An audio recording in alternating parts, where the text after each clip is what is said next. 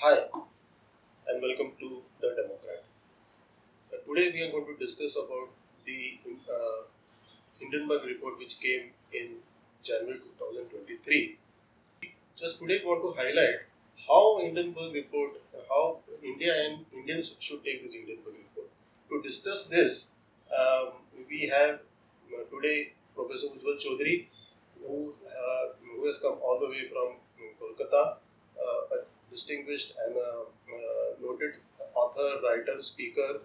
To start with, basically, uh, to be exact, on 24th January 2023, Hindenburg report on Adani came out on Adani Group, basically. They had an extensive report. They had done a 2-year research, which is claimed on their website. And the heading was like this: How the world third richest man is pulling the largest coin in corporate history. When this report was published, the entire world, India, was in shock and disbelief. Okay, what is happening? Uh, uh, since the India was in shock and the opposition was also fighting in the parliament, I think Rahul Gandhi took a very bold step in asking questions to the Prime Minister and to the ruling party government. After 3 months, in some press conference, Mr. Sharad Pawar, the Supremo of NCP from Maharashtra, came out with a statement when he was approached and he was asked by some reporter, what do you think about the Hindenburg report? The answer was, in fact, very shocking to the entire country. I don't know Hindenburg. And what is that report about? And he also quoted, and just reading what he quoted, we should trust more on honorable Supreme Court appointed committee probe on Adani Group than on depending on any report from foreign firm like Hindenburg. So now the question arises: how credible is the Hindenburg as an organization and the report which they have published online?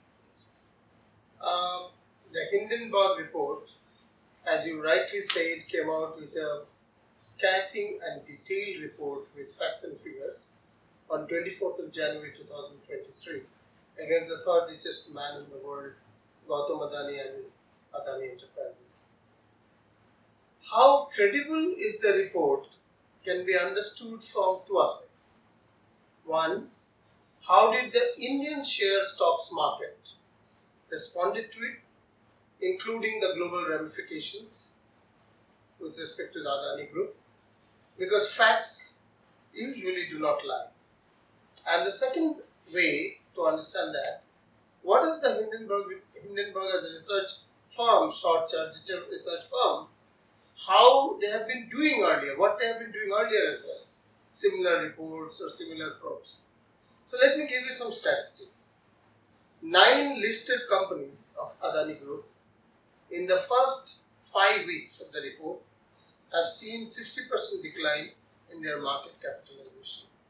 7 key companies had an immediate 85% downsize.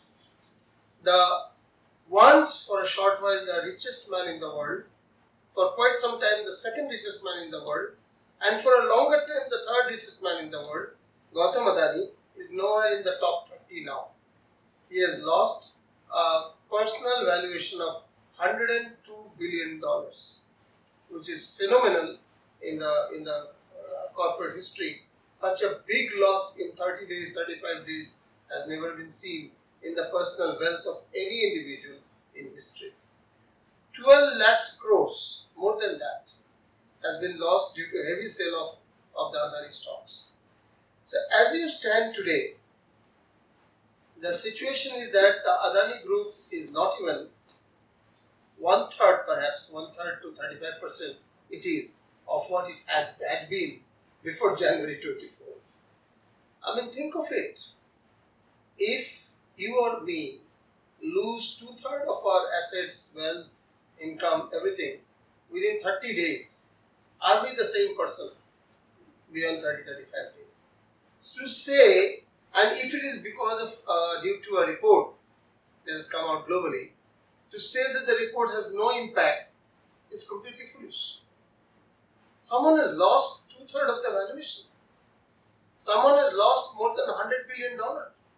So, and importantly, the losses have also brought in the exposure that the Adani Group had with two leading public sector units, the largest public sector bank, that is SBI, State Bank of India, and the largest insurance bank, enterprise, that's Life Insurance Corporation.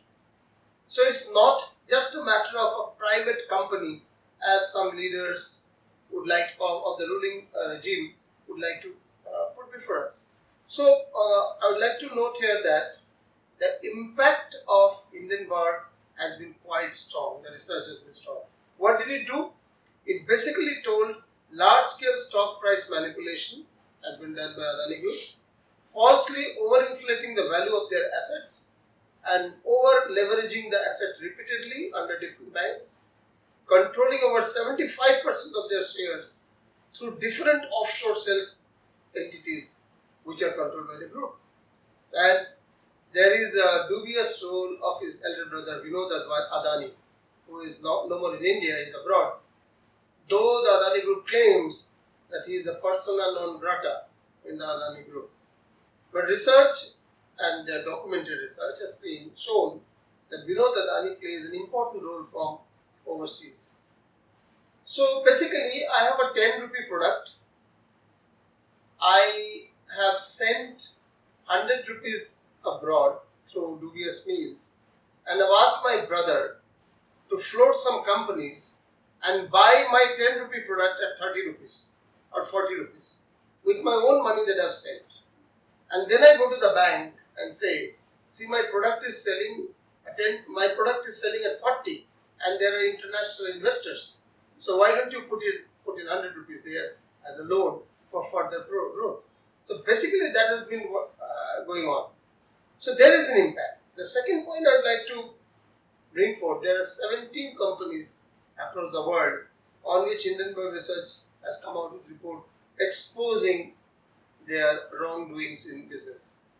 Nikola, Genius Brands, China Metals, SC Works, Predictive Technology, HF Foods, Bloom Energy, Afria, Riot Blockchain, and many more.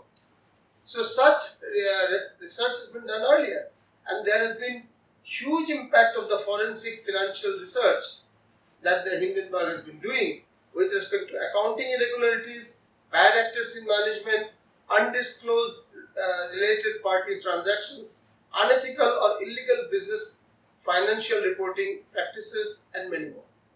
So, it is not that Hindenburg has just targeted Adani's.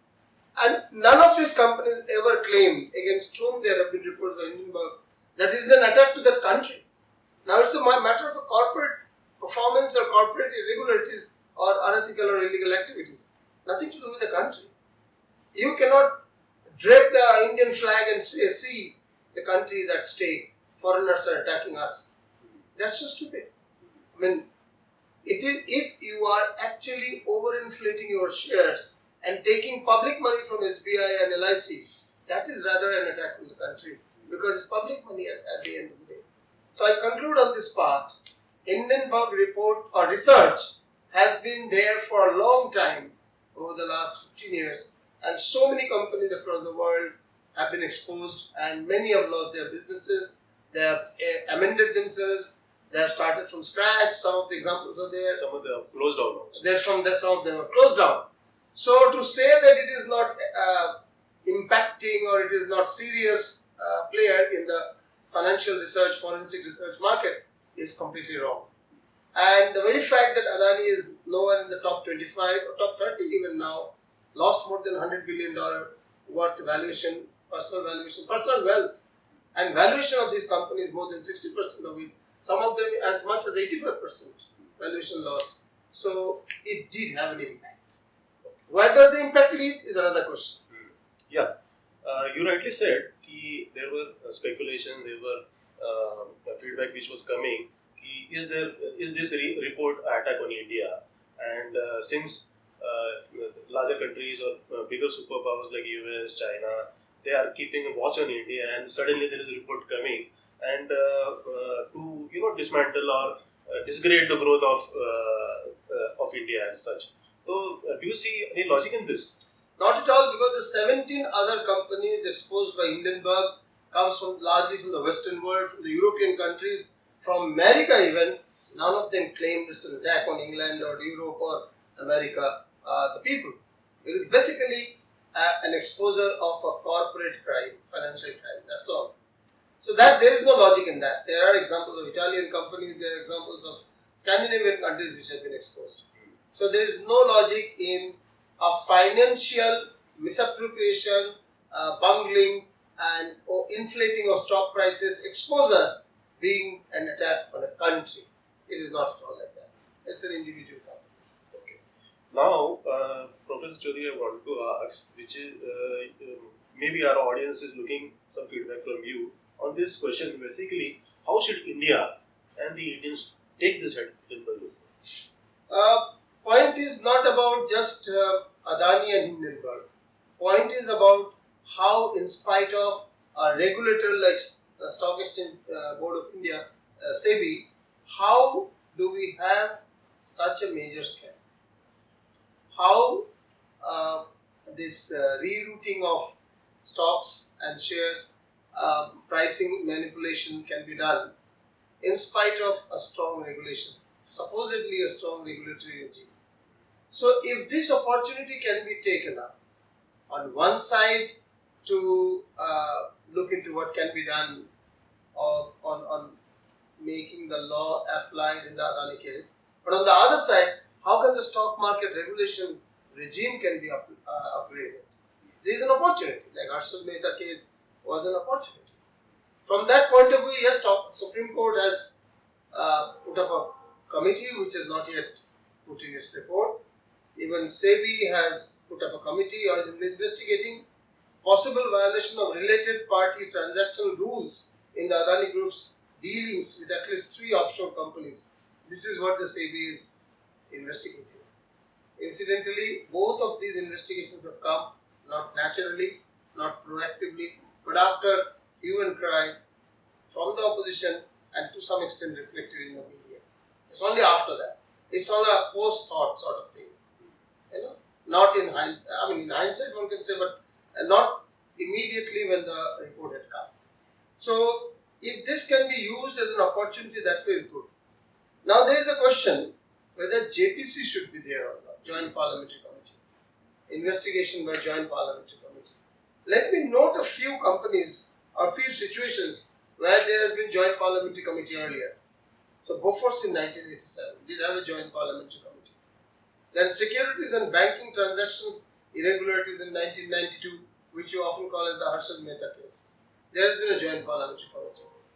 2G Spectrum scam claimed to be scam in 2011. Then VVIP chopper scam in 2013. Now all of these, none of these in fact, the figures involved anywhere close to the loss of the Adani Group, the money involved in this Adani so-called Adani scam. So, in much smaller transactions, there were irregularities, financial crime, and frauds, and there were JPC probes. Not all the probes led to strong investigation. There are political issues there, but at least there were JPC probes. And if you note, all of these were done. These probes were ordered or put up when Congress was or UPA was in power at that time, sometime Congress, sometime UPA. In spite of these probes expectedly to go against the ruling regime. But interestingly, in the last 2 tenures of the current government, NDA government led by Narendra Modi, neither there has been a JPC probe in Rafale, which has been asked strongly, nor so far there is a JPC probe in the Adani scam. So why is the current government so scared of JPC probe? By definition, a joint parliamentary committee will have an adequate, sometimes majority representation of the party in power or the alliance in power. What is there to be afraid of? Whereas the party in power at certain other times, from 1987 to 2013, have all of several times, not just these 4 times, but more than that, have ordered for JPC probe. So my question is, what's wrong in the JPC probe now, when the money involved is much larger than the earlier scams, and when there is a public money exposure through SBI and LIC? Both of them are Navaratnans. So there is no reason why JPC cannot be ordered. Is the government very scared of the ferocity with which Rahul Gandhi was raising this issue? Or Mahua Moitra himself, a banker, an investment banker, raising the issue with data every time? Or Sanjay Singh in common man's language in simple Hindi raising the issue repeatedly in the parliament and outside the parliament? And we saw a rare coming together, conglomeration of the opposition forces on this issue. So that could be the reality, that the opposition coming together could have rattled the ruling party on the Adani issue. Or is there a lot to hide in the Adani case? And Hindenburg has already brought much of it on in public domain, and it's the question of communicating it to the masses in simple people's language, because this is a lot of mumbo jumbo of figures, facts, rules, regulations, and secret deals. How can you communicate it in a simple language? So Bofors was very simple. Rajiv Gandhi took money to buy, or Rajiv Gandhi and his lackeys took money to buy Bofors guns. Very simple one-line statement. Rafale could have been a one-line statement, and this one is more complicated. So there is a challenge of the opposition to communicate to the people, and this challenge would have been somewhat handled if there was JPC. Is that the fear of the government? Rahul Gandhi, rightly, which we have put, he put up strongly, he asked questions in Lok Sabha, but the entire country knows where Rahul Gandhi is now. He was morely asking questions related to Hindenburg report. Like the most famous question was like, give the hisab of 20,000 crores. So even Sharad Pawar said, I don't know what numbers he is talking about. And the entire saga of Rahul Gandhi asking questions in the Lok Sabha, and suddenly there is a probe and initiative, and he is now not in Lok Sabha. For a sentence that Rahul Gandhi told during election campaign in Surat, that as if all Modis are, referring to Lalit Modi, Nirav Modi and all, as if it seems apparently that all the thieves have a common surname. Now, this is a kiddish statement, childish statement. This statement can be avoided. But is it a sentence, this sentence, does it deserve for the person speaking to be thrown out of the Lok Sabha? To be given a 2 years arrest order by a local court? It's very interesting to note that based on the Surat court's decision, Rahul Gandhi has been disqualified from Lok Sabha. His official bungalow has been taken away. Turn your disadvantage into an advantage. There is always a way to do that. You only need the eye or the vision to understand it. Is Rahul Gandhi planning that? Turning his disadvantage into advantage. Having said that, the issue is already beyond the parliament. Then there are other opposition parties whose members are inside the parliament asking the questions. There have been a large number of facts and figures already in public domain. Depends. If you remember, the way the opposition unitedly fought against Rajiv Gandhi, Rahul Gandhi's father, on the Bofors issue, we haven't seen that force yet on the Adani scam. Yes, the media wasn't a sold out media, or what we call as Godi media at that time.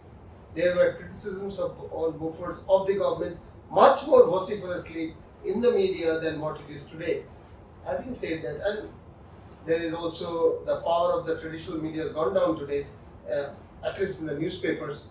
Television is still holding on to some extent.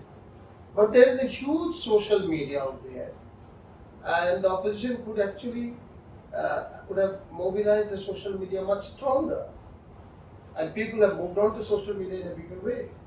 What you need is to bring the Adani saga in simple formula, simple language, in the 18 scheduled languages of Indian Constitution, and to speak to the common people in those languages, in those sentences. That is needed, but the opposition hasn't been doing that.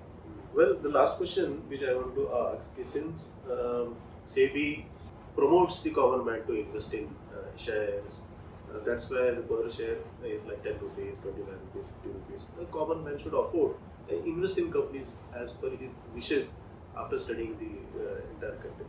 These kind of reports which are published, how the Indians will again dare to invest in stock? Very good question, in fact. That is the real issue. The faith of the common man in the stock market, share market has been shaken. You see, the latest initial public offer by one of the companies of Adani did not have investors even from the employees, his own employees. Yeah. There is an employee quota of shares. It wasn't sold. There were investments, forced investment or whatever, from abroad and from some large companies of India. Then Adani withdrew the entire issue itself, and has been at pain to return the money, refund the money which has been already invested. It's an opportunity to clean up the Indian stock market's lapses, lacuna, possibility. In Harshad Mehta case, it was utilized to clean up the system to an extent. This same thing can be done today. Indian population would gain only if the system is cleared better, cleaned better, and SEBI comes out with this report clearly answering specific questions raised in the Hindenburg research report, and Supreme Court takes cognizance of that. Professor Chowdhury, thank you so much for coming and giving the insights on the Hindenburg report. I think this will be a good video for our subscribers and our audience to learn from this.